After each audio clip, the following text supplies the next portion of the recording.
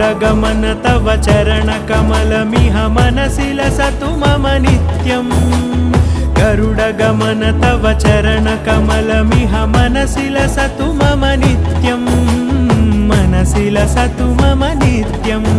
मम तापमपाकुरुदेव मम पापमपाकुरुदेव मम तापमपाकुरुदेव मम पापमपाकुरुदेव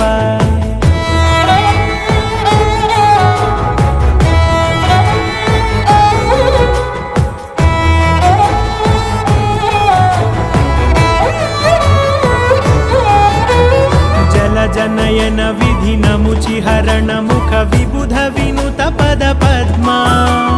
जल जनयन विधि नमुचिहरण मुख विबुध विनुत पद पद्मा विबुध विनुत पद पद्मा।